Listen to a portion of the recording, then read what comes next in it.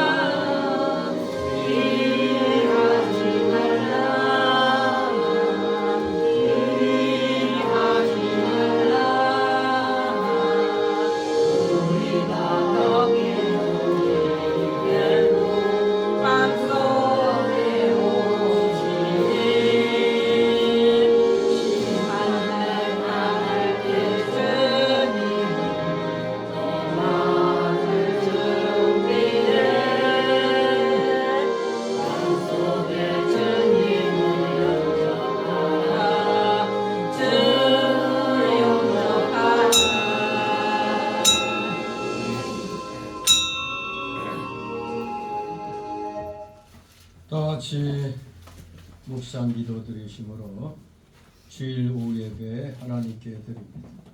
다같이 묵도 드립니다.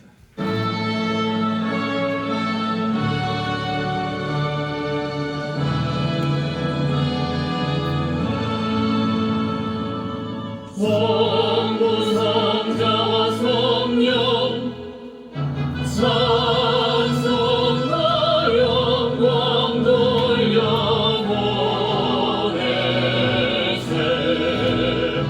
내처로 지금까지 또 영원토록 성삼위의 영광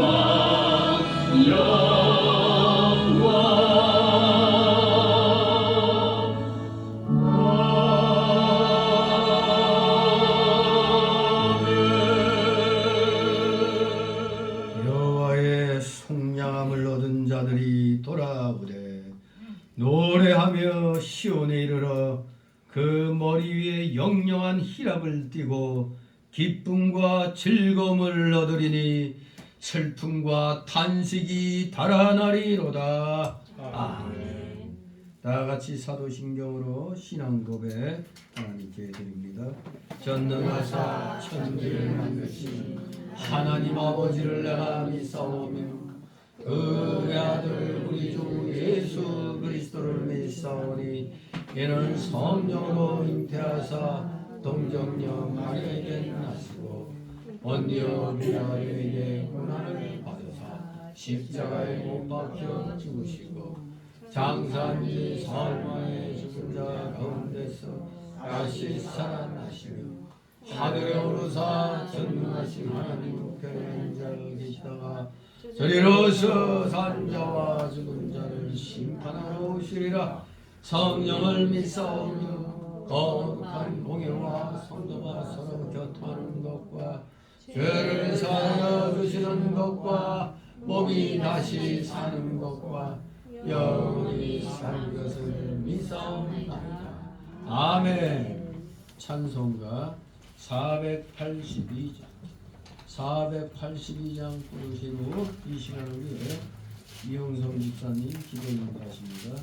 482장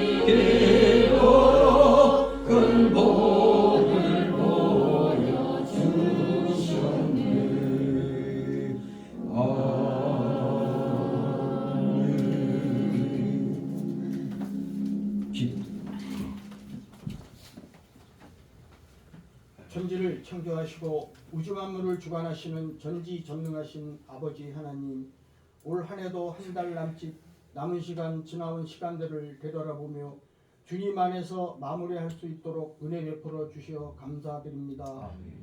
참으로 많은 사건들과 사고들로 어려움도 많고 근심과 염려 속에 아픈 순간들도 많은 한 해였습니다.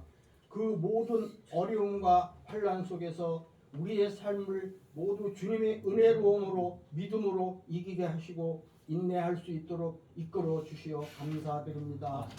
아버지 하나님, 올 한 해도 주신 날들을 주님의 영광을 위해 사용치 못하고 세상 헛된 것에 사용하였음을 용서하여 주시옵시고 새로 시작되는 새해에는 보다 가치 있고 복되고 주님에게 헌신하는 한 해가 될 수 있도록 인도하여 주시옵소서. 한 해 동안 저희들을 위해 수고하여 주신 목사님께 성령 충만케 하시고 새해에도 하나님의 말씀을 강하고 담대하게 선포하게 하여 주시옵소서. 성교회 성도들에게도 더욱더 영육간의 은혜로움을 더하고 저희가 소원하는 모든 소망 주님께서 주시는 복으로 신명을 다하여 살아가는 한 해가 되기를 인도하여 주시옵소서.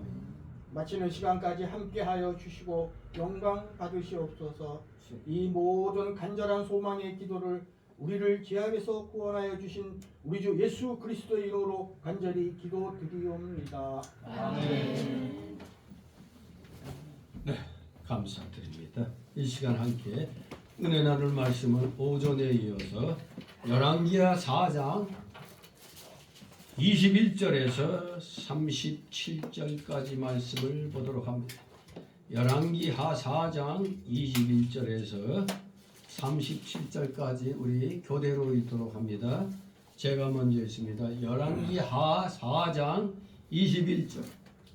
곧 어미에게로 그 어미가 올라가서 아들을 하나님의 사람의 침상 위에 두고 문을 닫고 나와서 그 남편을 너희에게 선컨대 상황과 길을 내게 보내소서. 내가 하나님의 사람에게 달려갔다가 돌아오리이다. 그 남편이 가로되 초하루도 아니요 안식일도 아니오늘 그대가 오늘 어찌하여 저에게 나아가고자 하느냐. 여인이 가로되 평안이이다. 이에 자기 안장을 치우고 자기 사환에게 이르되 보라 앞으로 나아가라. 내가 말하지 아니하고 나의 자녀를 천천히 하지 말라 하고 드디어 갈멜산으로 가서 하나님의 사람에게로 나아가니라. 하나님의 사람이 멀리서 저를 보고 자기 사환 게하시에게 이르되 저기 수냄 여인이 있도다. 너는 달려가서 저를 맞아 이르기를 너는 평안하냐 내 남편이 평안하냐 아이가 평안하냐 하라 하였더니 여인이 대답하되 평안하다 하고 산에 이르러 하나님의 사람에게 나아가서 그 발을 아는지라. 게하시가 가까이 와서 저를 물리치고자 하며 하나님의 사람이 가로되 가만두라. 그 중심에 괴로움이 있다만 여호와께서 내게 숨기시고 이르지 아니하셨도다. 여인이 이르되 내가 내 주께 아들을 받아니까 나를 속이지 말라고 내가 말하지 아니하였다. 엘리사가 게하시에게 이르되 네 허리를 묶고 내 지팡이를 손에 들고 가라. 사람을 만나거든 인사하지 말며 사람이 네게 인사할지라도 대답하지 말고 내 지팡이를 그 아이의 얼굴에 놓으라. 아이의 어미가 가로되 여호와의 사심과 당신의 허리의 사심을 가리켜 맹세하노니 내가 당신을 떠나지 아니하리이다. 엘리사가 이에 일어나 여인을 쫓아가니라. 게하시가 저희에 앞서가서 지팡이를 그 아이의 얼굴에 놓았으나 소리도 없고 듣는 모양도 없는지라.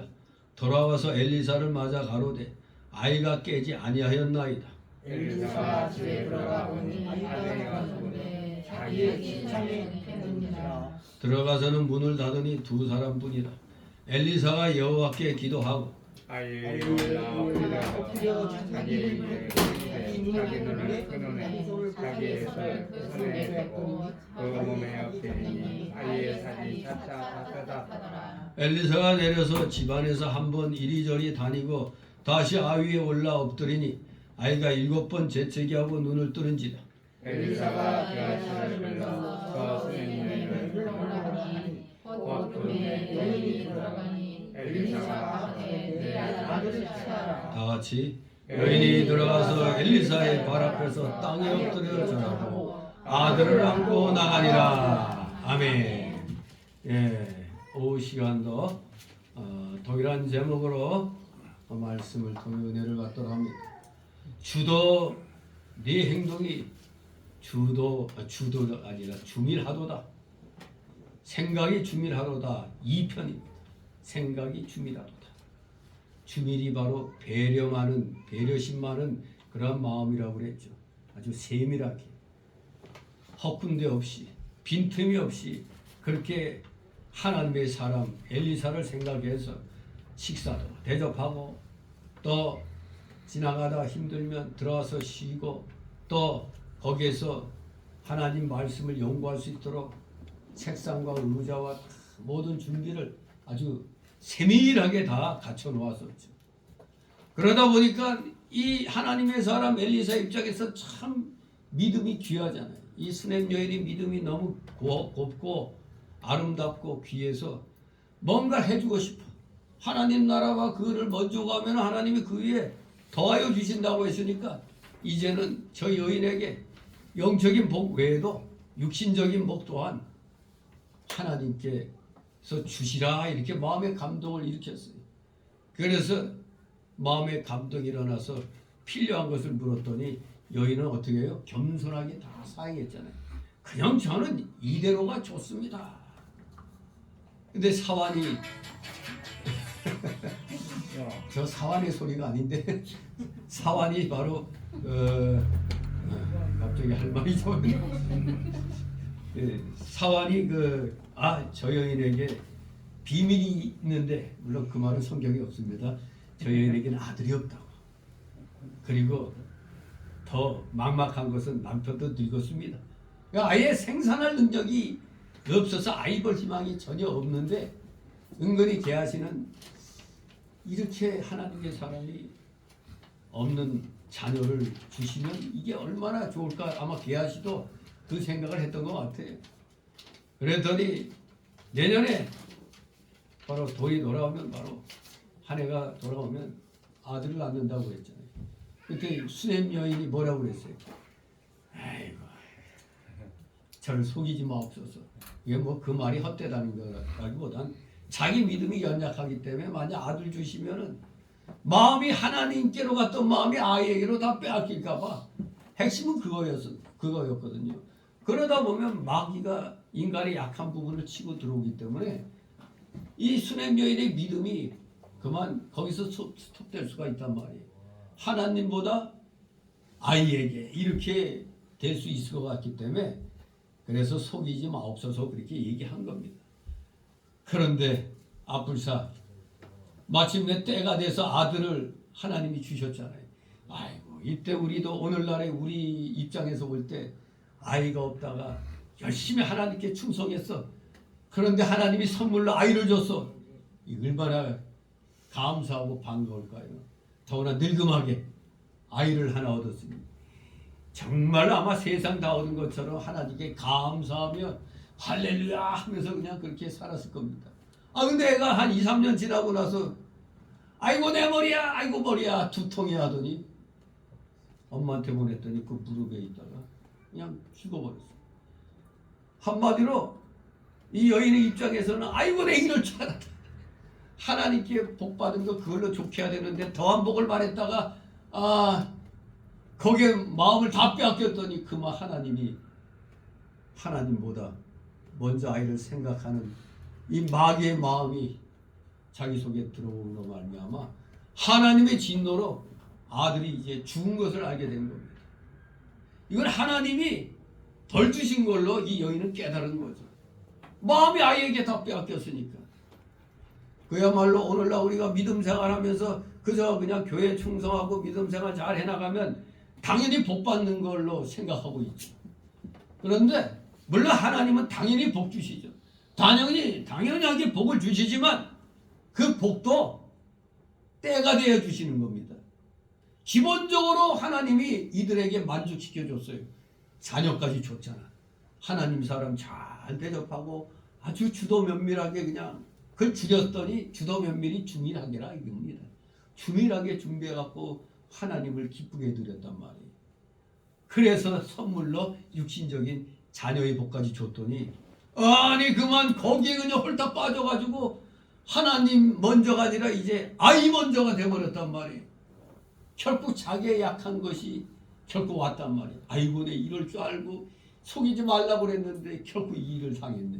하지만 이 여인은 다른 여인들하고는 달랐던 게 이게 하나님으로부터 온 그 화란 걸 알았던 거예요. 그러니까 이제 하나님 사람을 찾아가는 거예요. 만약에 믿음이 없었다면 이 여인은 당장에 아이고 하면서 난리 났을 거죠. 내가 뭘 하나님께 뭘 잘못했길래 내가 이렇게 잘했는데 그래서 선물로 아이까지 줘놓고 도로 뺏어갔다고 하나님 무정합니다. 너무하네요 하고 너무하십니다 노래했을 거 아니에요.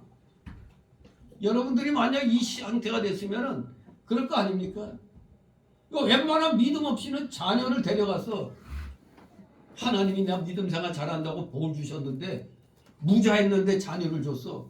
아이고 그래서 감사한 마음으로 살다가 그만 마음이 하나님 먼저가 아니라 아이 먼저가 되다 보니까 어느 날 하나님의 진노를 받고 아이가 죽었단 말이에요. 그야말로 이거는 우리말로 뭐라고 해요? 약 주고 병 죽골이 되어버린 거예요. 병 주고 약 준 게 아니라 약 주고 병 준 겁니다. 여러분 어때요? 뭐 점심 식사하면서 생각을 해봤어요? 나에게 만약 이런 일이 있으면 나는 그래도 끝까지 하나님만 바라보고 나가겠다 할 것인가? 아니면 에이 하고 그냥 때려쳐 이런 식으로 나갔을까? 오늘 그 정답이 여기 있는 겁니다. 21절에 자 한마디로 여기 21절에서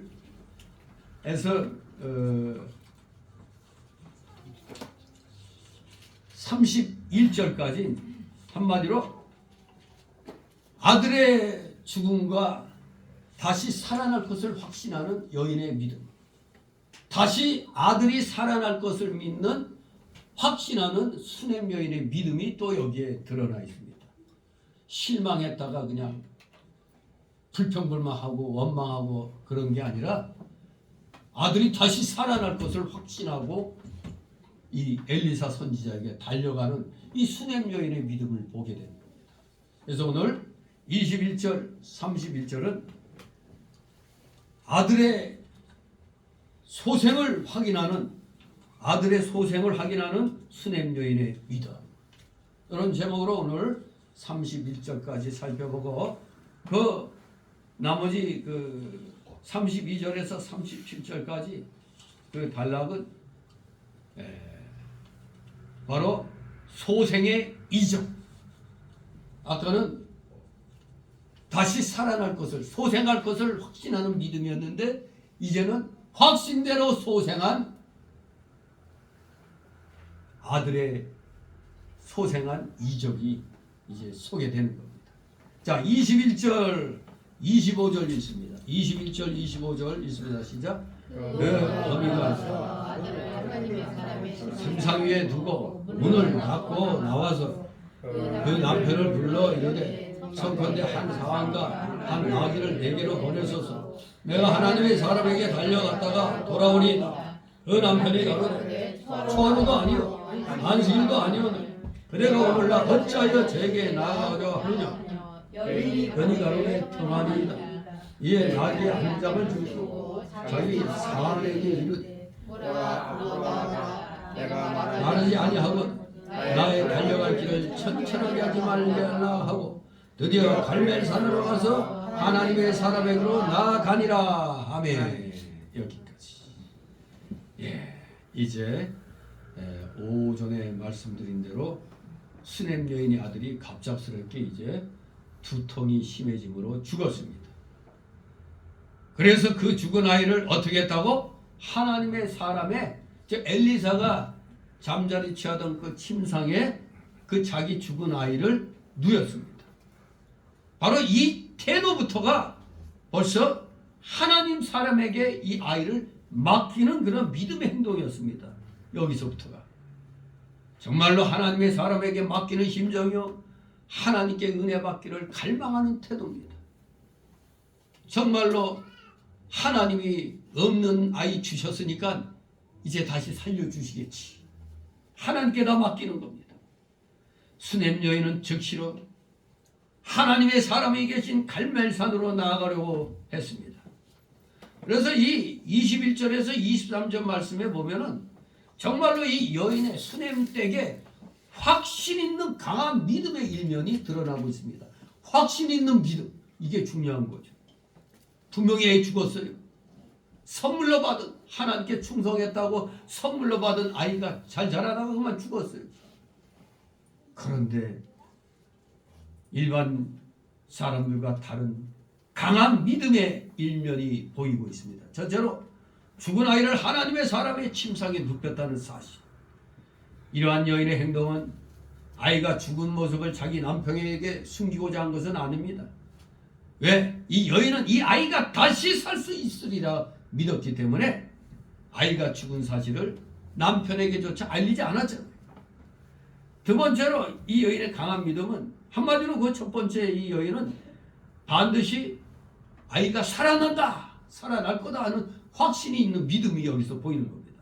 두 번째로 그 여인은 남편에게 22절에 하나님의 사람에게 달려갔다 돌아오겠다 이렇게 말합니다. 이 말은 무슨 의미가 있느냐? 자기 아들 살리는 길이 하나님 사람에게만 있음을 믿고 있다는 사실을 암시하는 겁니다. 아, 내 아들 살릴 수 있는 방법은 오직 그 하나님 사람에게 달려있다는 겁니다. 세 번째로 여인은 자기 남편이 왜 하나님의 사람을 찾아가고자 23절에 물으니까 간단하게 말했죠. 평안이다. 즉 본문에 나온 대로 그 남편이 가로되 초하루도 아니요 안식일도 아니오늘 그대가 오늘날 어찌하여 저에게 나아가느냐 물어봅니다. 이 날들은 초하루, 안식일 이 날들은 히브리인의 종교적 행사가 있는 날로 뭇 백성들이 성소나 하나님의 사람을 찾아가는 날입니다. 그 여인이 안식일과 매월 초하루 날에는 하나님의 사람이 있는 갈멜산에 가서 하나님께 제사를 드린 것으로 보입니다. 그렇기 때문에 여인의 남편은 평일날 선지자를 찾겠다는 말이 좀 이상할 수밖에 없죠. 그래서 물어보는 겁니다. 아니 초하루도 안식일도 아닌데 왜 가려고 하느냐고 물은 겁니다. 아직 자기 남편에게 아이가 죽은 사실을 알리지 않았던 겁니다. 대신 뭐라고요? 여인이 가로되 평안이다. 평안이다 이렇게만 대답합니다. 이건 남편을 속이는 말이 아닙니다. 아이가 죽었습니다고 말도 안 했는데 근데 아이가 죽었다 살아났습니다 하면 거짓말이 되겠죠. 근데 그런 말 하나도 아이에 대한 얘기는 안 하고 그냥 평안입니다 이렇게 얘기했습니다. 하나님의 징계로 아들이 죽은 줄 알고 자기가 바로 서면 그 아들이 다시 살 것을 믿고 한 말입니다. 이 여인은 자기가 엘리사에게 처음에 말한 대로 속이지 마옵소서 한 말에는 내가 약해져가지고 마귀에게 속아갖고 하나님께 쏟던 정성이 이 아이에게로 쏠릴까봐 그래서 그렇게 말했던 건데 이 아이가 하나님의 은혜로 이제 아이를 이제 생산하게 됐단 말이에요. 그래서 그냥 2, 3년 잘 키웠단 말이에요. 그런데 갑자기 애가 죽었어. 이건 분명히 하나님께서 자기를 깨닫게 하도록 하기 위한 하나님의 징계한 방편임을 알았던 겁니다. 아, 이건 내가 마음이 하나님께로부터 멀어져서 아이에게로 향했다. 여기에 대한 하나님의 진노라는 걸 깨달은 겁니다. 그러니 자기가 회개하고 하나님 사람에게 나아가 이렇게 또 기도하면 분명히 아들은 다시 살 것이다. 이것을 믿고 있었기 때문에 자기의 그 잘못한 걸 알고 회개함으로 이 아이는 살아날 것이다. 하나님이 살려줄 거다. 그렇게 믿고 평안이다. 이렇게 대답한 겁니다. 오늘날에 우리 대한민국 국민들, 그 어버이들이 이 자식에게 모든 정성을 다 쏟고 있죠. 그렇기 때문에 믿음 생활 잘 하다가 이렇게 복 받을 땐 좋은데 갑자기 이런 생각지도 않은 이런 불행이 닥치면은 깨달아야 되는 겁니다. 하나님이 아이를 갖다 이렇게 선물로 주셨는데 그 하나님의 은혜에 감사를 했는데 아이 키우다 보니까 힘들고 뭐 하잖아요. 그런데 힘드니까 어때요? 믿음 생활하는데 아무래도 소홀해지죠. 그러니까 여기 이 수냄 여인이 하나님 섬기는데 뭔가 좀 소홀해졌어요. 그러니까 하나님이 진노해가지고 아이를 죽인 겁니다. 이럴 때 일반 사람들 같으면 난리 나는 거죠. 이 하나님이 이럴 수가 있느냐고. 내가 어떻게 하나님 섬겼는데 아이를 데려가냐고 난리 날 겁니다. 그런데 이 수냄 여인은 역시 믿음의 여인이었어요. 아, 이 원인은 나한테 있구나. 내가 마음이 아이게로 쏠렸기 때문에 하나님이 깨닫게 하시려고 이랬구나. 내가 회개하고 하나님 사람에게 구하면은 다시 살려줄 거다. 이걸 믿은 겁니다. 그렇기 때문에 속인 게 아닙니다. 수냄 여인은 분명히 하나님의 명령에 의해서 내 아이가 태어났기 때문에 분명히 어려서는 데려가지 않을 것을 믿은 겁니다. 그리고 하나님의 명령 한마디면 지금 사실 죽었다 할지라도 히브리서 11장 19절 말씀대로 다시 살아날 것을 믿은 겁니다. 한마디로 이 평안입니다. 이 여인의 대답은 그 당시에 보통 일상생활에서 쓰는 말이에요. 평안입니다. 이것은 어떻게 보면 이북에서 쓰는 말과 같아요. 일 없습니다. 아무 일 없습니다. 그 말이 평안이다. 이 의미가 아무 일 없습니다. 이겁니다. 이 말은 좀 더 의역하면은 걱정하지 마세요. 걱정하지 마십시오. 이런 뜻도 되는 겁니다. 그래서 공동 번역에는 우리 여기 개혁 성경에는 평안이다 이렇게 번역했지만 카톨릭 도보는 그 공동 번역서에 보면은 걱정하지 마십시오 이렇게 번역했습니다. 걱정하지 마십시오. 그리하여 이 여인은 나귀를 타고 극히 갈멜산에 있는 하나님의 사람에게로 달려갔습니다. 여기에서 우리가 알 수 있는 게 뭡니까? 이 여인의 마음은 하나님 사람만 돌아오면 아무 걱정 없이 모든 문제가 해결될 것이라는 여인의 그 확신에 찬 그 모습을 우리는 보게 되는 겁니다. 그래, 내가 잘못해가지고 진노로 하나님께 화를 받아 아이가 죽었는데 이건 내 잘못이다. 내가 회개하면은 하나님 사람에게 달려가서 간구하면 하나님이 은혜 베풀어 주셔서 다시 살려줄 거다. 이 확신 있는 그런 모습을 여기서 보는 겁니다. 평안이다. 이 남편에게 대답하는 이 말 속에 이런 의미가 있는 겁니다. 수냄 여인의 이러한 믿음은 아이를 가질 수 없었던 그의 부부가 하나님의 능력으로 아이를 얻었던 사실을 기억하고 있었다는 사실, 그리고 엘리사를 자신의 집에 유하게 하여 그의 말을 자주 들었음에 기인하는 겁니다. 왜냐?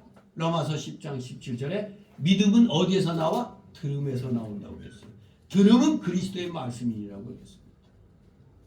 그리고 여기서 또 한 가지 우리가 성경 말씀 고린도전서 10장 13절 말씀을 기억하게 됩니다. 13절인가 17절인가?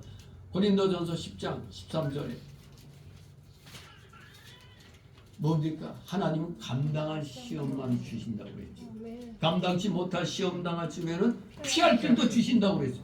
지금 여기 이 여인에게는 어떤 시험이야? 감당할 만한 시험이었다 이겁니다. 아이고, 애가 죽었는데 이거 오늘날 우리 학부모들 특히 그때 그 세월호 때 애들이 그냥 죽은 거나 또 이태원에서 그 놀러 갔다 거기서 또 그냥 그 시대의 흐름에 휩쓸려 가지고 귀신 놀이에 같이 가고 마약 먹고 그러다가 죽은 거나 그 부모들이 생각해야 돼. 내가 혹시 애들 키우다가 하나님께로부터 내 마음이 혹시 멀어진 건 아닌가? 하나님이 그걸 깨닫게 해주시려고 애들을 데려갔다는 사실을 기억해야 돼요. 원인은 누구한테 있다? 애들이 죄가 있어 죽은 게 아니라 부모들의 죄에 있다는 사실을 알아야 됩니다. 부모를 깨닫게 하기 위한 겁니다. 부모를 깨닫기 위해서. 이걸 알아야 됩니다. 여기 이 수냄 여인은 그걸 깨달았던 겁니다. 진실로 엘리사를 자기 집에 모시면서 그러면서 또 엘리사에게 말씀을 배웠기 때문에 항상 이 머릿속에 이 말씀이 있는 겁니다. 아, 하나님은 감당할 시험만 주셨다. 감당치 못할 때는 피할 길을 주셨다. 이것을 깨닫게 했기 때문에 아, 이건 하나님 사람에게만 찾아가면 된다. 이 확신이 있었던 겁니다. 그래서 갈멜산으로 나아갔습니다. 이 수넴에서 갈멜산까지는 약 40km 정도 된다고 그래요. 이천까지 한 30여 킬로니까 조금 더 떨어진 거리죠. 야, 지금 자동차로 가도 그냥 있는 대로 악셀레이터 밟고 가야 될 텐데 이 말 타고 그냥 뚜닥뚜닥 가는 것도 그냥 엄청 그 말 잘 타지 않으면 힘들 것 같아요. 근데 이 정도의 거리는 나귀를 타면은 하루 안에 왕복할 수 있다고 그래. 그 당시에도 하루 안에 뭐 지금 뭐 자동차 타면 금세 왔다 갔다 하겠지만 아무튼 수넴 여인은 자기 사환에게 나 빨리 달리는 거 말리지 말라고 그랬죠. 어디에? 내가 말하지 아니하거든 나의 달려가기를 천천하게 하지 말라. 이 말은 내 앞길을 갖다 방해하지 말라는 거 아닙니까? 이게 앞길을 방해하지 마라. 그만큼 서둘러서 급하게 갔습니다. 급하죠. 애가 죽었는데 이것도 자기 죄 때문에 애가 죽었는데 자기 잘못으로 애가 죽었잖아요. 이걸 깨달았기 때문에 그냥 하나님 사람에게 나가는데 마음은 이미 갈멜산에 가 있어. 근데 몸은 아직도 이게 말 타고 가는 중이요. 아무튼 쉬지 않고 갔다 하면 2시간 정도는 걸렸을 것이다 이렇게 보는 겁니다. 자, 25절 하반절에서 26절 있습니다. 하나님의 사람이 멀리서 저를 보고 자기 사람 게하시에게 이르되 저기 수넴 여인이 있도다. 너는 달려가서 저를 맞아 이르기를 너는 평안하냐? 네 남편이 평안하냐? 아이가 평안하냐? 하라 하였더니 여인이 이르되 평안하다 하고 아멘. 예. 엘리사가 갈멜산에서 또 보니까 높은 데서 아래 내려다보면 어디까지 보이죠. 보니까 뭐가 까만 게 해서 그냥 뭐 먼지가 막 밀면서 막 오는 게 보여요. 보니까 이제 수넴 여인인 걸 겉모습만 보더라도 알 수가 있죠. 그렇게 또 매일같이 이렇게 얼굴 보고 그러도 그 말씀 가르치던 사이니까 알죠. 수넴 여인이란 걸. 그래서 무슨 일이 일어난 줄 알고 이제 사환을 시켜서 마중나가 안부를 물으라고 했습니다. 그랬더니 여인이 뭐라고요? 큰일 났습니다. 이랬어요? 이북식으로 일 났습니다. 이게 또 아니고 그냥 평안하다 이렇게 대답했습니다. 왜 그랬을까요? 아, 지금 큰일 났습니다. 우리 애가 죽었어요. 이렇게 말을 해야 되는데 평안이다 이렇게 대답했습니다. 그 이유는 게하시에게 솔직하게 자신의 문제를 털어놓지 않은 까닭은 상대가 누구였기 때문에 그래요? 게하시였기 때문에 그래요. 엘리사가 아닌 하나님의 사람이 아닌 사환 게하시였기 때문에 자신의 문제를 털어놓지 않은 겁니다. 즉 그녀는 엘리사에게만 죽은 아이를 살릴 능력이 있는 것으로 생각해서 게하시에게는 그냥 평상시의 인사법대로 예 하고 그냥 평안입니다 하고 그냥 말했습니다. 여기서도 엘리사에 대한 여인의 확신이 암시되어 있는 겁니다. 아, 이것은 엘리사에게만 얘기하는 엘리사만이 해결할 수 있는 문제라는 걸 알았던 겁니다. 즉 아이를 엘리사가 다시 살려 평안하게 할 것을 믿고 사환에게는 말을 안 했습니다. 안부만 전했습니다. 27절 28절 있습니다. 산에 이르러 하나님의 사람에게 나아가서 그 발을 아는지라 게하시가 가까이 와서 저를 물리치고자 하며 하나님의 사람이 가로되 그만두라. 그 중심에 괴로움이 있다마는 여호와께서 내게 숨기시고 이르지 아니하셨도다. 여인이 가로되 내가 내 주께 아들을 구하더이까 나를 소리를 숨기지 말라고 내가 말하지 아니하더이까. 아멘. 예, 마침내 하나님의 사람을 만났습니다. 그런데 이 여인의 마음이 얼마나 간절한 거는 뭘 벌써 알 수가 있어요? 선지자의 발을 그냥 안았습니다. 이건 간절하게 그 애걸할 때 하는 그런 상황이죠. 그냥 발 들고 그냥 마치 살려달라는 그런 의미 아닙니까? 그랬더니 사환 게하시는 뭣도 모르고 아이 이게 무슨 짓이냐고 그냥 막 그랬더니 엘리사가 just a moment 가만두라 그만두라 행원. 예.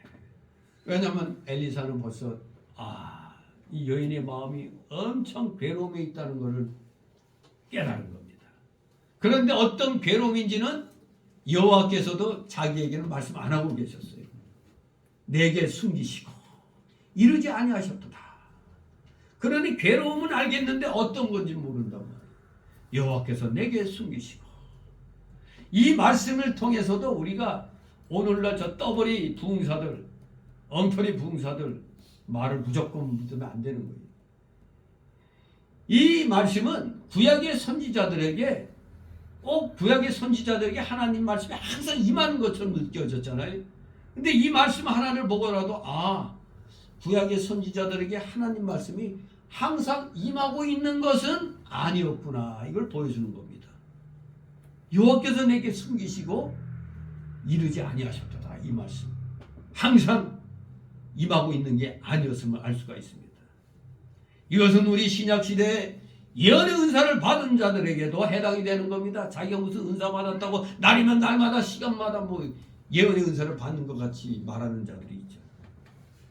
제가 어떤 사람이 예언의 은사를 보였다고 해서 자신이 원하는 때 언제든지 하나님의 말씀을 받을 수 있는 것은 아닙니다.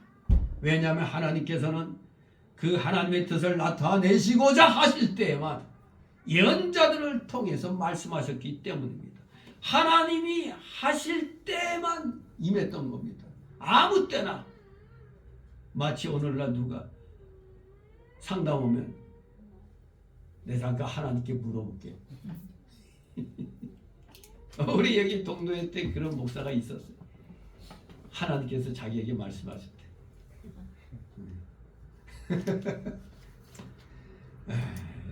그래서도 그런 사람이 있어요. 그래서 내가 전에도 탄핵 한참 그럴 때도 내가 이 엉터리 들고 완전히 생사람 잡는다고 이거냐 그랬더니 또 하나님께서 말씀하셨는데 이런 일이 있을 거라고 했대. 네. 그래서 어느 때 한번 내가 이번에는 하나님이 뭐라고 말씀하셨어? 그러니까 아직 말씀 안 하셨대. 아무튼 내가 뭘 듣고 싶을 때 말씀하시는 게 아니에요. 하나님이 하시고자 할 때만 성령의 감동으로 하시는 겁니다. 이러한 사실은 우리 예수님과 바울에게서도 나타납니다. 첫째로 요한복음 2장 4절에 예수님께서 가나 혼인잔치에서 포도주가 다 떨어졌다는 모친 마리아의 말을 들으신 예수님께서 뭐라고 그랬어요? 내 때가 아직 이르지 못하였나이다. 그렇게 말씀했잖아요. 이것은 하나님의 아들 되신 예수님께서도 성부 하나님께서 원하시는 때와 일치하게 행하셨음을 보여주는 겁니다. 성부의 그 뜻이 원하시는 때와 일치가 될 때 우리 예수님이 행동에 옮기신 겁니다. 두 번째로 성령께서 아시아에서 말씀 전하지 못하게 막으심에도 불구하고 바울은 소아시아 지역에 비두니아로 가고자 했던 겁니다. 이 사울의 발길을 하나님이 성령으로 묶어버렸잖아요. 만약에 그때 사울이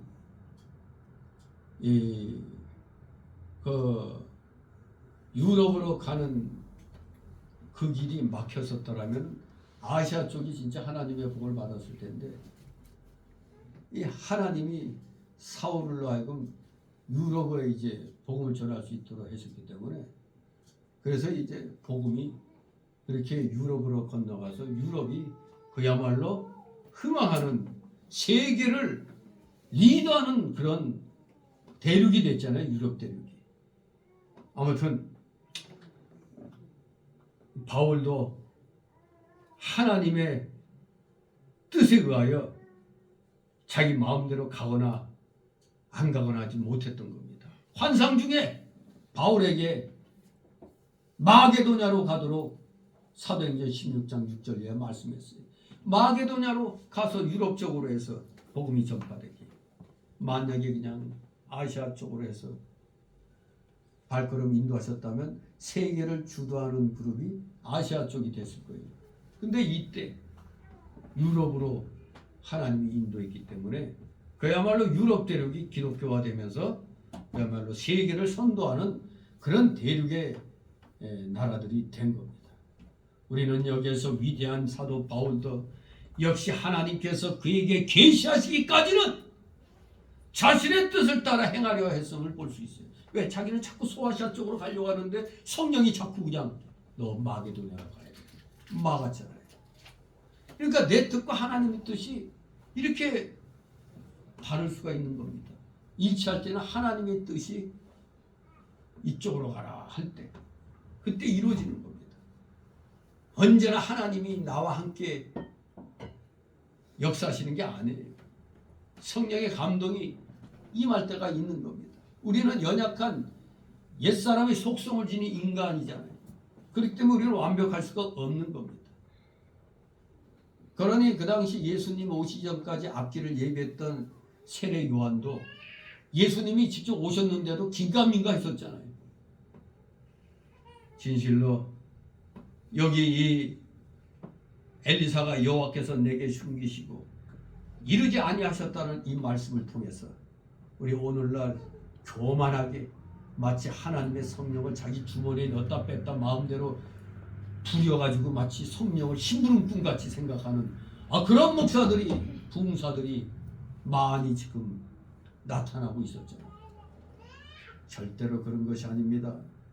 하나님께서 뜻을 나타내고자 하실 때만 예언자들 통해서 말씀하시는 겁니다. 예수님도 그랬고 바울 사도도 그랬단 말입니다. 근데 오늘날 우리가 문 잘났다고 마치 지가 하나님 마음대로 그냥 하나님을 부리고 뭐 하고 있어요. 이렇게 엘리사는 그 여인의 그 마음의 괴로움을 정확히 알 수가 없었습니다. 그때 여인이 말합니다. 내가 내 주께 아들을 구하도이까 나를 속이지 말라고 내가 말하지 아니하도이까. 사실 여인은 처음부터 자식을 기대하지 않았잖아요. 왜? 뭘 줄까 물어봤을 때도 이걸로 만족합니다 했잖아요.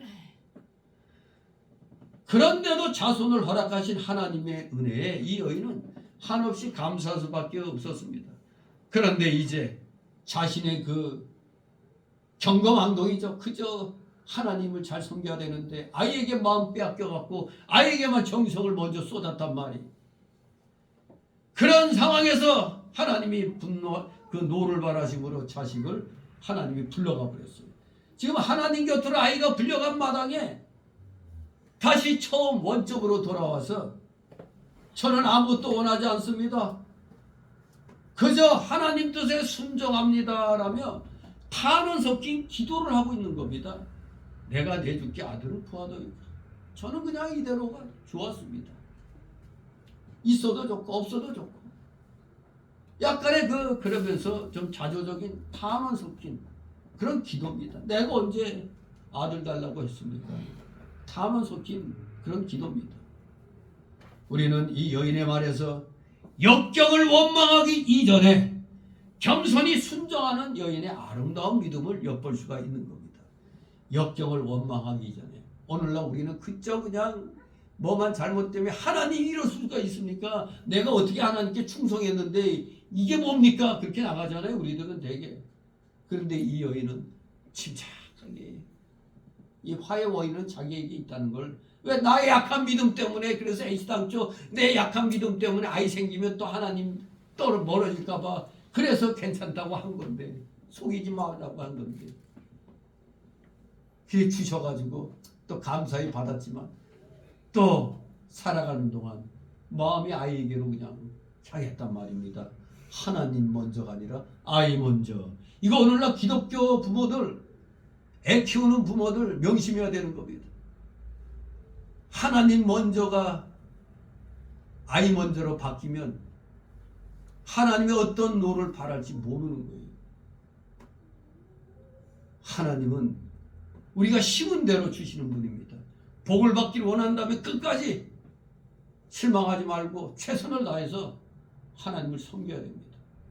그렇지 않으면 무슨 화가 임할 수 있다는 걸 알아야 됩니다. 진실로 여기 여인은 자기 아이를 하나님이 데려가셨어도 그걸 원망하는 게 아니라 애시당초 내 믿음이 약하기 때문에 하고 자기를 탓하고 있는 겁니다. 그래서 나를 속이지 말라고 내가 말하지 아니하더이까 탄원 섞인 기도를 합니다.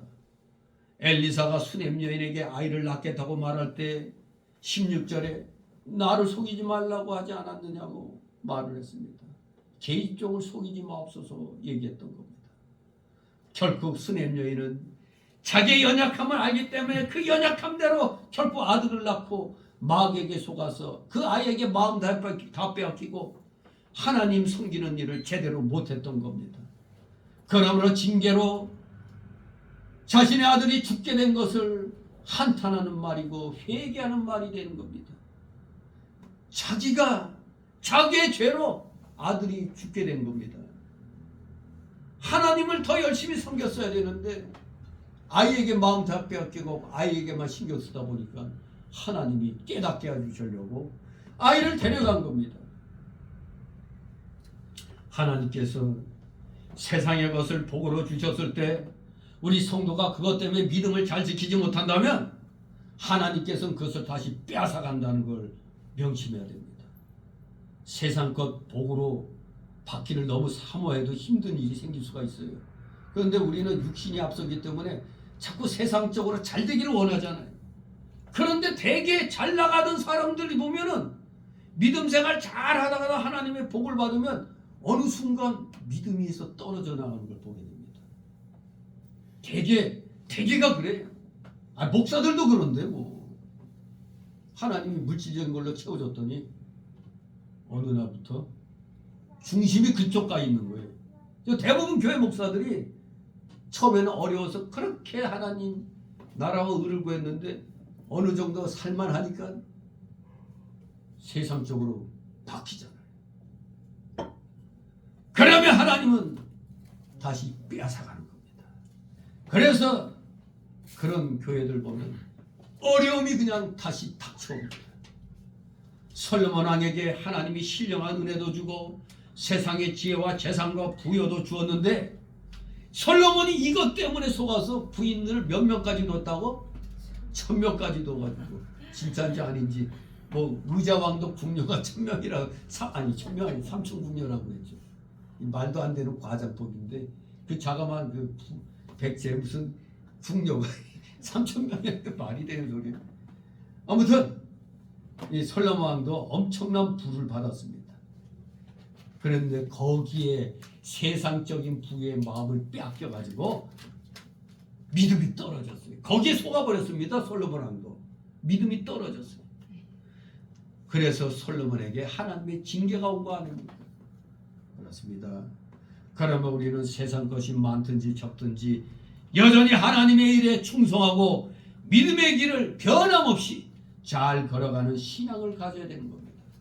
하나님은 이것을 보시는 겁니다. 한번 때가 되면 세상 것 주십니다. 그러면 변함없이 하나님 섬기면 그래 됐어 또 주시죠. 그런데 그만 거기에 취해가지고 하나님께로부터 순간 멀어지면 가차없이 교회에 여러 가지 일들이 막 터집니다. 이게 일반적인 지금 교회의 그 흐름들입니다. 지금. 그래서 우리는 어떤 환경에 처하든지 빌립보서 4장 12절 말씀대로 일체의 비결을 배워놓으라 하는 것처럼 일체의 비결을 배우는 신앙이 중요합니다. 어려울 때도 힘들 때도 환난에 처할 때도 평안할 때도 행복할 때도 즐거울 때도 변함없이 하나님을 섬기는 그런 비결을 변함없이 섬기는 비결을 배우는 게 중요한 겁니다. 29절 있습니다. 엘리사가 게하시에게 이르되 네 허리를 묶고 내 지팡이를 손에 들고 가라. 사람을 만나거든 인사하지 말며 사람이 네게 인사할지라도 대답하지 말고 내 지팡이를 그 아이 얼굴에 놓으라. 아멘. 예, 거기까지 29절. 야, 이 29절을 쭉 보면은 상황이 대단히 긴박하다는 걸 알 수가 있죠. 길 가다가도 누가 아는 척도 하지 말고 인사도 받지 말고 그냥 쫓아가서 아이에게 아이 얼굴에 지팡이를 놓으라고 명령드립니다. 지팡이를 손에 들고 가라는 것은 바로 이 지팡이를 통한 하나님의 능력이 나타난다는 것이 지팡이가 능력이 있는 게 아니라 그 지팡이를 도구로 써서 능력을 하나님이 행하신다는 얘기입니다. 그래서 사람을 만나거든 인사하지 말고 사람이 내게 인사할지라도 대답하지 말라고 그랬어요. 바로 이것은 오직 일념으로 그 아이를 살려야 된다. 하나님의 은혜가 임해야 된다. 즉 하나님과 교통하는 마음과 하나님의 인도를 받는 그 마음 자세에서 자꾸 가다가 세상 사람들 만나서 얘기 나누다 보면 이 중심이 흐트러질 수가 있어요. 그 하나님 섬기는 그 교통하는 마음과 인도받는 데서 한시도 눈을 팔면 안 된다는 그런 말입니다. 인사할 때 마음 빼앗길 수가 있잖아요. 그러면 마음이 흐트러지고 방심하게 되기 때문에 그대로 곧장 아이에게로 가라고 한 겁니다. 30절 31절 아니 그리고 지팡이를 그 아이 얼굴에 놓으라고 그랬죠. 바로 이것은 지팡이를 통해서 하나님의 능력이 그 아이에게 임하게 하기 위함입니다. 하나님의 능력이 그 아이에게 임하기 위해서. 30절 31절 있습니다. 아이오니가 가로되 여호와의 사심과 당신의 혼의 사심을 가리켜 맹세하노니 내가 당신을 떠나지 아니하리니 엘리사가 이에 일어나 그를 쫓아가니라. 게하시가 저희 앞서가서 지팡이를 그 아이 얼굴에 두었으나 소리도 없고 눈물도 없는가. 돌아와서 엘리사를 만나라 하고 아이가 깨지 아니하였느니라. 아멘.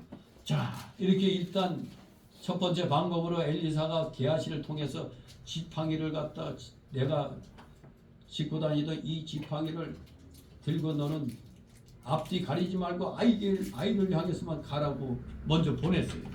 그러면은 이 엄마도 쫓아가야 되는데 이 엄마는 안 쫓아갔어요. 도리어 뭐라고 했습니까? 여호와의 사심과 당신의 혼의 사심을 가리켜 맹세하노니 나 당신 안 떠나겠습니다. 이 말에는 사환 게하시에 대한 불신보다는 이 여인에게는 오직 하나님의 사람 엘리사만을 의지하고자 하는 엘리사만이 살릴 수 있다. 엘리사만을 의지하고자 하는 간절한 심경이 담겨 있으면 이건 엘리사밖에 해결 못해 하는 이 아주 긴박한 그 사태의 긴박성이 여기에 반영되어 있는 겁니다. 내가 잠시라도 엘리사를 떠나면 아이게 큰일 난다. 일이 안 된다. 이런 마음이 있었던 겁니다. 마침내 엘리사는 수냄 여인의 간청대로 그 집까지 같이 갔습니다. 엘리사는 수냄 여인이 하나님을 위해서 협력한 것을 잘 알고 있잖아요. 또 하나님의 사람인 자기를 위해서 여러 가지로 마음 써준 것을 생각했습니다. 네 생각이 주밀하도다 칭찬까지 했잖아요. 그래서 빈틈없이 자신을 이렇게 또 협조해준 이 마음 써준 걸 생각해서 기꺼이 갈멜산에서 내려간 겁니다. 빌립보서 4장 3절 말씀대로 우리 기독교인들은 알아야 돼요. 하나님을 위해서 수고한 사람을 도와줘야 되는 겁니다. 하나님을 위해서 수고한 사람을 도와줘야 돼요. 그런데 육신의 욕심에 그냥 눈이 가려가지고 그냥 뭐 자기만 그냥 아무 일 없으면 되고 남이 어려움에 처해도 에이 그냥 지내쳐버리는 이런 마음 자세를 버려야 돼요. 우리 하나님의 사람들은 누가 믿음 생활하다가 공경에 빠졌을 땐 어떻게 하면 지극히 작은 거라도 도움을 줄 수 있을까? 이런 마음 자세를 가져야 됩니다. 이것이 하나님이 우리 기독자들에게 구원받은 자녀들에게 원하시는 겁니다. 그렇기 때문에 엘리사는 기꺼이 여인과 같이 갔습니다. 게하시는 먼저 가가지고 엘리사가 시킨 대로 아이 얼굴에 지팡이를 놓았습니다만 기별이 안 갔습니다. 간에 기별도 안 가는 그런 모습이었어요. 아이가 살아나지 않았습니다. 엘리사가 시키는 대로 했는데 왜 아이가 안 깨어났을까? 원인은 누구한테 있다고요? 누구한테? 엄마 때문에 있는 겁니다. 수냄 여인 때문이에요. 수냄 여인 때문에.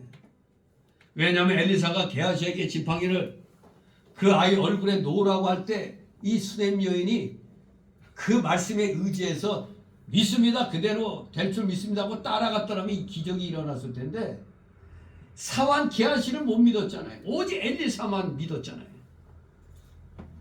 그렇기 때문에 아직 어머니의 믿음이 이제 원 궤도로 돌아오지 않았다는 것을 알기 때문에 하나님께서 일단은 게하시를 통해서는 역사가 일어나지 않게 막으신 겁니다. 그래서 아이가 안 깨어난 겁니다. 이제 수냄 여인이 게하시를 따라가지 않고 엘리사만을 떠나지 않겠다고 했기 때문에 이 아이가 깨어나지 않은 것 전적으로 엄마의 탓입니다. 그래서 여기서 아이가 깨어나려면 이 삼합이 맞아야 되는 겁니다. 삼합. 우리가 세상에서 삼합이 뭐죠? 홍어 먹을 때는 뭐가 있어야 되죠? 막걸리, 김치, 그리고 돼지고기? 아니 그건가? 홍어 돼지고기 김치. 홍어, 돼지고기, 김치? 이게 묵은지요, 묵은지. 이것도 삼합이 맞아야 돼. 이 수냄 여인의 삼합이 맞아서 떨어졌어야 돼. 그러면 수냄 여인의 삼합이 뭐냐? 삼합이 뭐냐? 수냄 여인의 마음에 이 하나님의 은혜가 임해야 되는데 이 내가 은혜를 받고자 해도 안 주시면 고만이죠. 그러니까 하나님이 주시고자 은혜를 주시고자 하는 그거와 맞아야 떨어져야 돼요. 하나님이 은혜를 주고자 할 때와 맞아야 됩니다. 둘째는 엘리사가 하나님께 기도해서 하나님의 역사가 이루어져야 되는 거죠. 그러니까 하나님이 은혜를 주고자 하는 것과 하나님 사람이 하나님께 기도해서 이 하나님이 주고자 하는 그 하나님의 역사가 있어야 되는 거예요. 두 가지 맞았어요. 세 번째는 수냄 여인이 받을 만한 믿음이 있어야 되는 거예요. 그대로 믿사오니 이게 돼야 되는데 여기 삼합이 맞아야 되는데 처음엔 실패했죠. 게하시를 못 믿었어. 안 따라가고 오직 이 여인의 믿음은 물론 당연히 엘리사만을 의지하는 게 좋은 믿음입니다만 또 엘리사가 지팡이까지 줘가면서 했을 때는 믿고 따라갔어야 되는 거예요. 그런데 게하시로는 못 믿었던 겁니다. 합이 안 맞은 거야. 본인의 믿음이 못 따라간 겁니다. 지금 분명히 게하시를 통해서 엘리사가 하나님께 기도했단 말이에요. 하나님이 은혜 줄 거다. 그리고 내가 기도하니 하나님의 역사가 있을 거다 했는데 문제는 여인의 믿음이 받지 못한 겁니다. 그래서 안 따라간 거예요. 게하시가 엘리사의 명을 받고 갈 때 아이의 어머니가 따라가서 같이 하나님께 전심전력을 기울여 기도했다며 그래서 그 지팡이를 아이 얼굴에 놓았더라면 아이는 살아나 일어났을 겁니다. 그런데 하나님께서 주시고자 하는 명과 하나님의 사람의 역사는 있었으나 그 여인이 믿음을 쓰지 않았기 때문에 삼합이 맞지 않고 이합만 맞았던 겁니다. 네. 받는 사람이 믿음을 쓰지 않으면 아무리 하나님이 주려고 해도 안 되는 겁니다. 우리가 믿음 안 쓰면 하나님이 주시고 싶어도 안 줘요. 내가 믿음 안 쓰면. 여러분이 믿음 써야 돼요. 하나님께 달라고 할 때 내가 믿음으로 뭔가 열심히 하고 나면서 하면서 해야지. 나는 믿음에서 별로 신경도 안 쓰고 하나님 주십시오. 뭐 깡패요? 조폭인가? 하나님한테 조폭 같은 스타일로 주십시오. 이런 식으로 하는 거예요. 지금 우리 기독교인들이 오늘 조폭 스타일이야. 하나님 보고 달래 무조건. 안 주면 알아서 하시오. 나 교회 안 다녀. 이런 식으로 배짱 튕기는 겁니다. 이 한국 기독교인들이 조폭 신앙을 배웠어요. 이게 다. 하나님이 자기한테 뭐 그렇다고 겁먹을 줄 아는 모양이죠. 참네.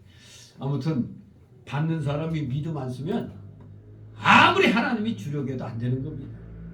하나님의 사람에게, 목회자에게 아무리 큰 능력이 있어도 받는 사람이 믿음 안 쓰면 꽝입니다. 꽝. 간절한 마음으로 받지 않으면 꽝이 되는 겁니다.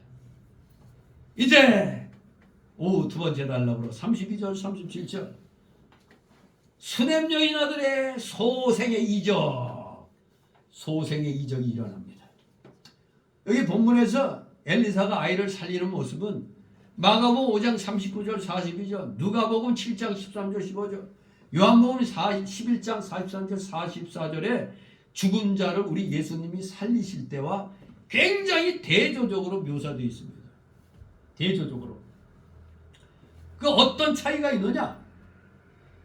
가장 뚜렷한 차이점, 예수님과 여기 엘리사가 아이를 살리는 모습에서 뚜렷한 차이점은 죽은 아이를 살리기 위해서 엘리사는 행동에 옮겼죠.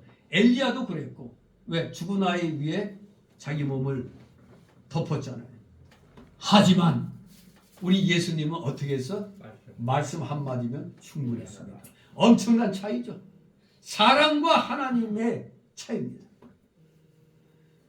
바로 우리는 이러한 사실을 통해서도 우리는 하나님의 아들로 오신 예수 그리스도의 신성이 다른 선지자들과는 비교할 수 없을 정도로 뛰어나셨음을 볼 수가 있는 겁니다. 한편 죽은 자를 살린 이 사건을 통해서 우리는 죄인들을 위해 십자가에 대신 죽으심으로 그 영혼은 물론 육체까지 하나님의 부활에, 우리 예수님의 부활에 동참할 수 있도록 하신 그리스도의 헌신을 상기하게 되는 겁니다. 왜냐하면 아이를 살리기 위해서 취한 이 34절 35절의 엘리사의 행위는 다름 아닌 자기 희생을 암시하기 때문에 그렇습니다. 자기가 몸소 죽은 애 몸을 덮잖아요. 자기 희생. 이와 유사한 예는 신구약의 두 위대한 인물 가운데서도 나타나십니다. 구약 때 누굽니까? 모세. 신약 때는 바울입니다. 모세 때는 금송아지 우상을 만들어서 하나님의 진노를 산 이스라엘 백성을 위해서 모세가 중보 기도를 할 때 뭐라고 했어요? 자기 희생의 기도를 했습니다. 주의 기록하신 책에서 내 이름을 지워버려 주옵소서. 자기 희생의 이 정신. 정말로 자기 희생적인 기도를 출애굽기 32장 32절에서 모세가 했던 겁니다. 또 바울 사도는 어떻게 했느냐?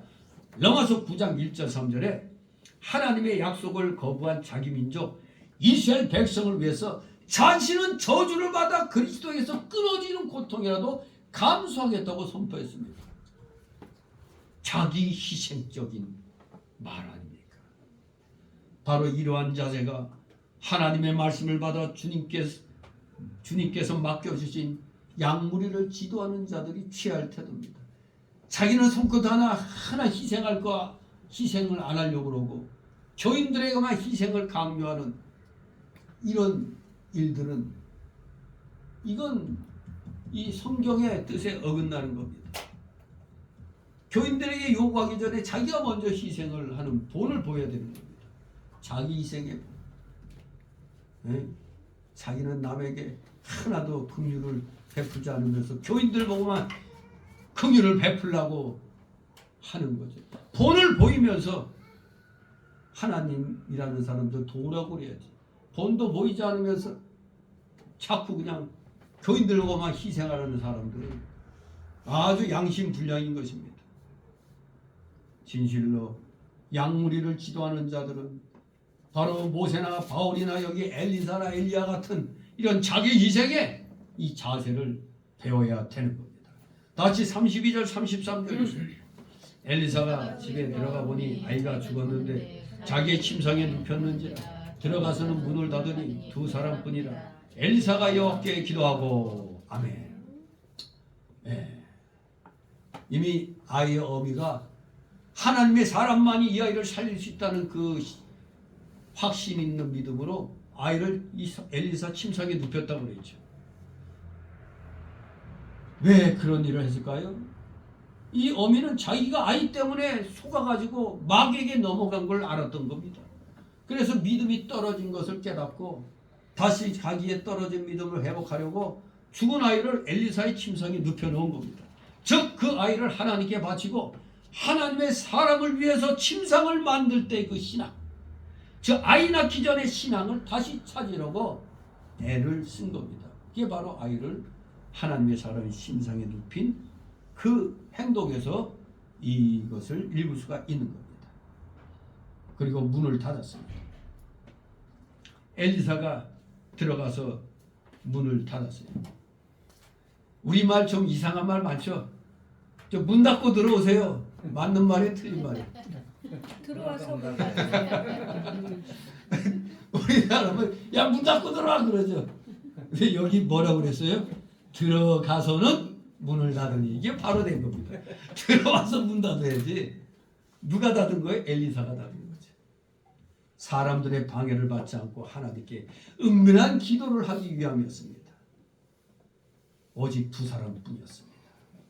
죽은 아이와 엘리사 두 사람을 가리키는 겁니다. 그 방에는 아무도 없었습니다. 두 사람만 있었습니다. 34절 있습니다. 아이의 위에 올라 엎드려 자기 입을 그 입에 자기 눈을 그 눈에 자기 손을 그 손에 대고 그 몸에 엎드리니 아이의 살이 차차 따뜻하더라. 아멘. 예, 자기 스승 엘리야가 하던 것과 비슷하죠. 엘리사가 아이 위에 엎드려 자기 입을 그 아이 입에 자기의 눈을 그 아이의 눈에 자기 손을 그 아이 손에 댄 것은 한마디로 그 아이를 내 몸처럼 생각한 겁니다. 내 몸과 같이 사랑함이고 내가 죽인 것 같이 생각하고 이 죽은 책임은 나다. 자기가 진 겁니다. 책임을. 엘리사는 수넴 여인을 자기가 잘 인도하지 못해서 그 아이가 죽은 것으로 생각하여 책임을 졌습니다. 수넴 여인도 자기가 책임을 지고 회개했습니다. 엘리사가 그 아이 죽은 것을 치유하면서 자기 몸으로 느끼는 거죠. 느끼면서 힘써 애써 기도했더니 마침내 하나님의 응답이 옵니다. 아이의 살이 차차 따뜻해졌습니다. 이건 뭡니까? 이 멈췄던 피 흐름이 계속되고 있다는 걸 말하는 거죠. 차차 우리 예수님 말 한마디 그냥 뻘떡 일어났는데 여기는 차차 따뜻해졌다고 그러죠. 이 인간과 하나님의 차이가 여기서도 나타나는 겁니다.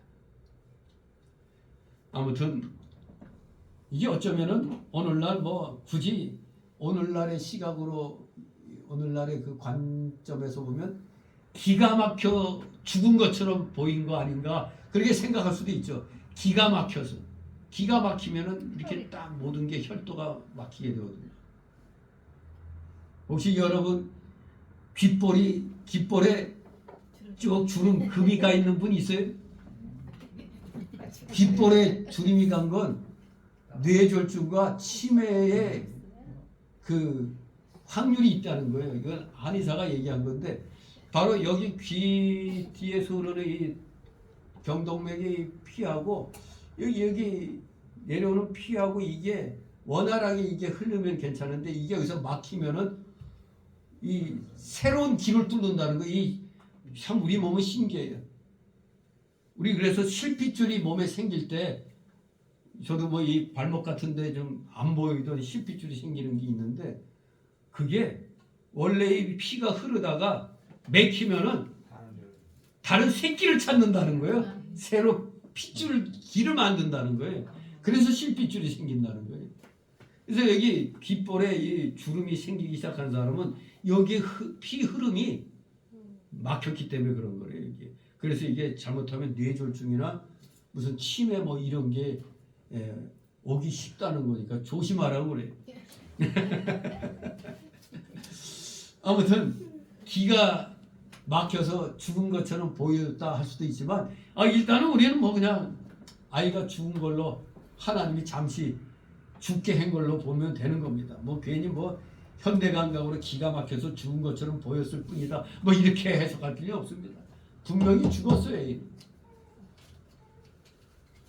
죽으면 피가 안 도니까 몸이 차가워지죠. 굳죠 몸이. 다시 35절 있습니다. 엘리사가 내려서 집안에서 한번 이리저리 다니고 다시 아이에 올라 엎드리니 아이가 7번 재채게 하고 눈을 뜨는지라. 아멘. 엘리사가 이제 거기에 엎드려서 아이의 몸을 내 몸처럼 채우라면서 기도했더니 차츰 따뜻해지니까 이제 다시 일어나서 좀 컨디션 조절하면서 또 왔다 갔다 하면서 그냥 할 일 없이 돈 게 아니라 기도하면서 도는 겁니다. 기도하면서 계속 기도하는 끊임없이 그 방에서 왔다 갔다 하면서 기도했어요. 그랬더니 그때 아이가 완전히 살아났습니다. 아이가 살아난 것은 첫째는 뭐 때문에? 엘리사의 기도 때문이고 하나님 사람의 기도 때문이었고 둘째는 그 아이의 어머니의 회개와 믿음 때문에 그 어머니도 밖에서 하나님 우리의 살려주옵소서 기도했을 거 아닙니까? 제가 연약해서 하나님 먼저가 아니라 아이 먼저로 이렇게 믿음이 바뀌어서 가지고 잘못했습니다 하고 그렇게 회개를 했던 겁니다. 그러니 마침내 삼합이 띵동댕 맞은 겁니다. 하나님이 은혜 주시고자 하는 것과 하나님의 사람이 하나님께 기도함으로 하나님의 역사가 일치되고 수냄 여인이 회개하고 믿음이 회복되는 그 때가 차크락하고 이렇게 맞아 떨어진 겁니다. 36, 37절 엘리사가 게하시를 불러서 저 수냄 여인을 불러오라 하니 곧 부름에 여인이 들어가니 엘리사가 가로되 네 아들을 취하라. 여인이 들어가서 엘리사의 발 앞에 땅에 엎드려 절하고 아들을 안고 나가니라. 아멘. 정말 꿈과 같은 일이 일어났습니다. 있을 수 없는 일이 일어났습니다. 기적입니다. 하나님이 세워놓으신 질서를 하나님이 잠시 깨뜨린 게 기적이라고 그랬죠. 그래서 기적은 아무 때나 일어나는 게 아닙니다. 하나님이 역사의 주인이심을 이 세상을 움직이시는 분이심을 증거해야 될 때에 한 번씩 이런 기적들이 일어나는 겁니다. 우리 인간의 생명도 누구 거라는 걸 보여주고 있죠. 하나님 거라는 걸 보여주고 있습니다. 하나님 거니까 하나님이 주었다 뺐다 하는 겁니다. 엘리사가 그래하여 수냄 여인을 불러다가 살아난 아들을 취하라고 했습니다. 얼마나 수냄 여인은 감사했을까요? 그저 죽은 줄 알았던 아이가 하나님의 사람의 기도로 살아났으니 그야말로 그냥 100번 머리를 조아려도 뭐 아무 그냥 부끄러운 게 없는 거죠. 엘리사 발 앞에 엎드려 절하며 감사하는 마음으로 살아난 아들을 안고 나갔습니다. 얼마나 기뻤을까요? 그야말로 지옥과 천국을 왔다 갔다 했습니다. 그야말로. 야, 정말로 이게 있을 수 없는 일이죠. 이게 사람이 죽었다가 다시 살아난다는 거 기적입니다. 수냄 여인은 진정으로 회개했고 아이를 살려준 하나님께 진정으로 감사했고 엘리사 선지자를 더욱 존경하며 진정으로 사례를 했던 것입니다. 그래서 어떤 아버지는 거의 병으로 죽게 된 자기 아이를 치료해서 살려준 그 의사에게 너무너무 감사해서 실질적으로 전 재산을 갖다 털어가지고 병원을 차려준 예도 있어요. 이게 진정 감사하면은 뭐 하늘의 별이라도 따다 줄 것 같은 기세도 뭐 연애할 때 거짓말 얼마나 많이 합니까? 하늘의 별이라도 따져주네. 헛소리들 하고 있지. 아무튼 우리 하나님께 끝까지 변함없는 마음으로 충성해야지 잠시 잠깐 삼천포로 빠지면은 하나님께 혼난다는 걸 알아야 됩니다. 우리나라 지명에도 삼천포가 있었죠. 일 잘 나가다가 어디 헛군대로 갈 때 삼천포로 빠졌다고 얘기했죠. 그랬더니 피해가 삼천포 사람들에게 돌아가서 완전히 우리 지역을 뭘로 하냐고 해가지고 그래서 사천으로 바뀌었어요. 사천으로. 우리가 때 사천시로 이제 남해 그쪽이 바뀐 거예요. 여기 삼천포가 있는데 어디 갔지 했더니 그것 때문에 사천으로 바꿨다고 그래요. 사천으로. 네. 아무튼 우리 예수 믿는 사람들 끝까지 변함없는 믿음으로 하나님을 섬기시기 바랍니다. 항상 우리 교회 간판에도 써놨듯이 하나님 나라와 그 의를 구하면은 그 위에 더하여 주신다고 그랬어요. 원문에는 그 위에 모든 것을 더하여 주신다고 그랬어요. 모든 것을 믿고 우리 의지해서 여러분도 이제 때가 되면 영적인 복 외에도 육신의 복, 물질의 복도 받아 누리시는 진정한 실력 있는 믿음의 사람들 되어서 하나님께 영광 돌려드리는 일에 최선을 다할 수 있는 귀한 일꾼들 되시기를 주님의 이름으로 축원합니다. 기도합니다. 거룩하신 하나님 아버지, 은혜를 감사드립니다. 정말로 죽은 아이를 다시 살려주신 하나님 은혜에 감사 감격하여 이 수냄 여인은 정말로 평생 그 가족이 다 온전히 하나님을 섬기며 믿음 생활한 걸로 믿습니다. 우리 하나님께 잘할 때 처음만 잘하고 중간은 적당히 해서는 아니 된다는 걸 분명히 알고 그저 처음부터 끝까지 굴곡 없는 신앙으로 변함없는 믿음으로 주님을 섬김으로 말미암아 하나님께 잘했다 칭찬받는 진실된 믿음의 자녀들 다 되게 하여 주시옵소서. 감사드리며 예수 그리스도 이름으로 기도드리옵나이다. 아멘. 다 같이 찬송가 471장 471장 찬송입니다.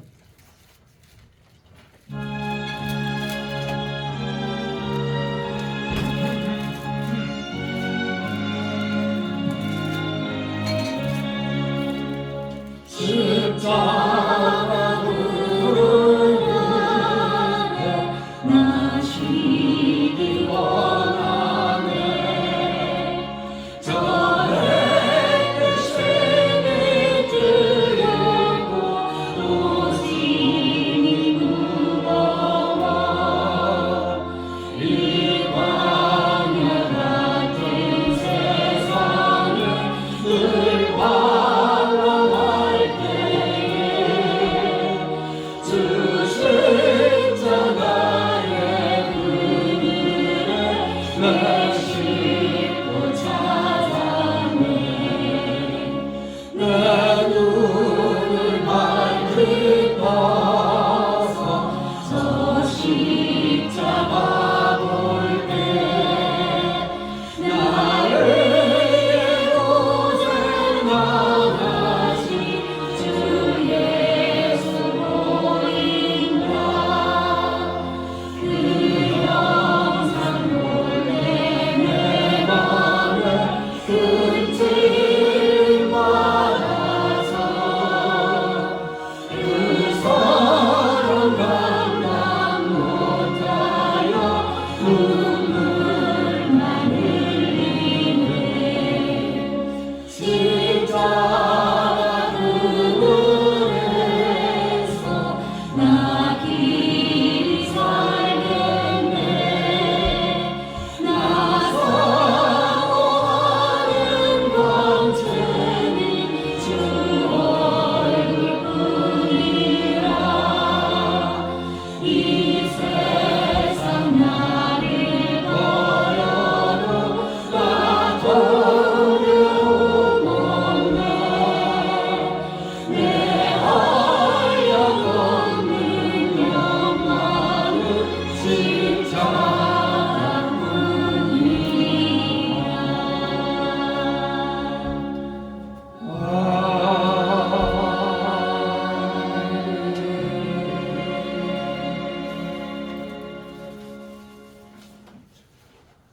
네, 잠시 광고 말씀드립니다. 오전에 광고를 해야 되는데 깜빡 잊었어요.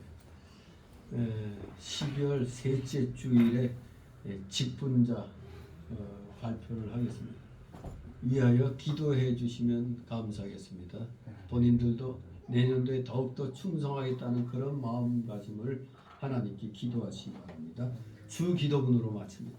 하늘에 계신 우리 아버지 이름이 거룩히 여김을 받으시오며 나라의 마옵시며 뜻이 하늘에서 이룬 것 같이 땅에서도 이루어지이다.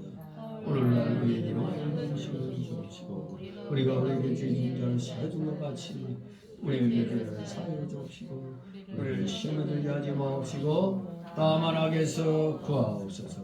되게 나라와 권세와 영광이 아버지께 영원히 있사옵나이다. 아멘.